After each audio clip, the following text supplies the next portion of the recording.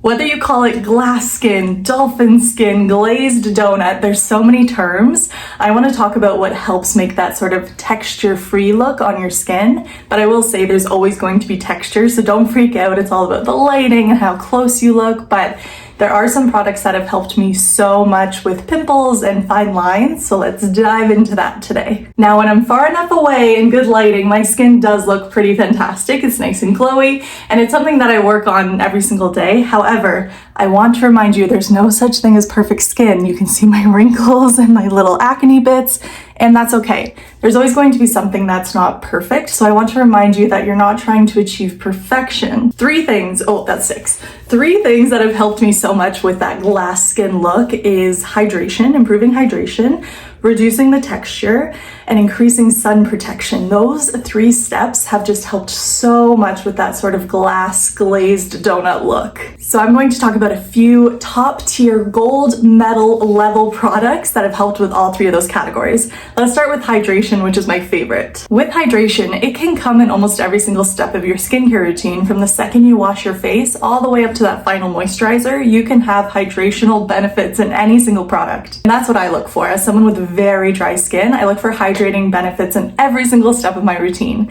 If you have combo or oily skin, you might want to pick and choose. It's still nice to have some sort of hydration in your step, but maybe just see what works best for your skin. I can't find it in my collection, but the cleanser version of this cream is fantastic. The First Aid Beauty face cleanser, it's just so good and so soothing and very hydrating. There's so many hydrating serums. I use multiple hydrating serums each night. I layer them up from thinnest to thickest, and that really helps pack in the hydration. And it doesn't matter if it's like $5 serum or a $100 serum. I can't remember the price of either of these, but you get the point. It doesn't have to be expensive for it to work. I started to use an eye cream now too. I find I get so many fine lines around my eyes, which I'm almost 30. It's bound to happen. I'm very expressive and I'm very dry skinned. And so it's gonna happen, but I started to use an eye cream just to really target dark circles and fine lines. It's not something that's necessarily essential. Just use your face cream, move it up to around your eyes as long as it doesn't irritate them.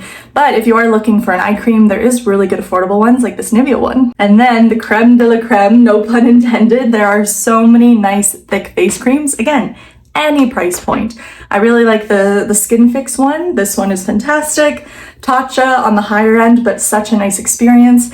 And there's tons from the drugstore. There's one from alllll, that's a ceramide cream. Ceramides and me just go together so well. I had like 7 bottles and I ran through all of them, so I need to buy more, but I'll try and put a little photo of it up here. Oh man, I'm trying a new sunscreen today for a video and it's burning my eyes. I always do the sunscreen test where I put it around my eyes, not in my eyes, but around my eyes, and I think it's leaking in and burning, so I'll have to make sure that's in the video. But anyways, the show must go on. The next category is that texture improving step. Just like hydration, there are so many ways that you can improve the texture of your skin, but you have to be a bit more careful here. So let me explain. There's physical exfoliants and there's chemical exfoliants, and you have to be careful with both.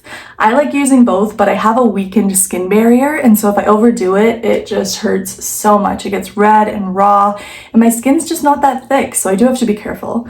When it comes to a physical exfoliant, I only use this once in a while. When I feel like my skin is just clogged up and there's a lot of dead skin or sebaceous filaments, I like to scrub it a bit, very gently. And so one thing I like to use is one of these like micro exfoliants. It's very gentle and it's almost just like a fine powder. Let me put some on my hand and I'll show you. Whoa. It's just like that. And you add some water. So once you add the water, this is where the magic happens. It starts to really foam up and create a much softer texture that is perfect to get rid of that dead skin. However, something even more gentle is this new bean essence. I've been hearing it everywhere. I think a lot of influencers getting paid to talk about it. I bought it with my own money and I actually really do like it. It has the texture of snail mucin. Let me show you again. Lots of demos today, but it's just so cool. So it's just like snail mucin. How cool is that? And it works like snail mucin. So it's a layer of hydration, but if you keep rubbing it in, it starts to get rid of the sebaceous filaments in your face and some dead skin. So that's pretty cool. And then here's an example of a chemical exfoliant. This is one from Ole Henriksen, and it's really good. It's an AHA. There's AHA, there's BHAs, and I think there's PHAs, I think it's called. Lots of chemical exfoliants. I could do a whole other video on it, but These are really cool because it's nothing like scrubbing at the skin. It's actually using a chemical to peel away that dead skin, and it just makes your skin feel so soft, but you can overdo it very easily, so be careful. And lastly, probably my favorite category to talk about, it's between that and hydration, but if you're not protecting your skin from the sun, all this work is going to waste. It truly is. Sun protection is the sole most important step. And so luckily we're getting better as an industry with sunscreen offerings. Korea will always be so far ahead of us, but Canada does have very strong restrictions, maybe for a good reason. I don't know enough about it, but I do know my sunscreens, and so I have probably 50 sunscreens, 45. I have an insane collection, but that's my number one product that I love to review for you guys. So if you want a sunscreen review, you let me know because I probably have it in my collection. But all that being said, because there's so many different ones out there on the market now, there's probably something that will make you feel happy putting on sunscreen, because growing up, I did not wear sunscreen, which is why I'm here today. I didn't protect my skin, so it got to a very bad state very early, and I knew I wanted to fix it. But now there's so many different ones. There's oils and there's mists and there's powders. There's so many different formats. I like using one with a bit of a glow in it. This one's from Heimish.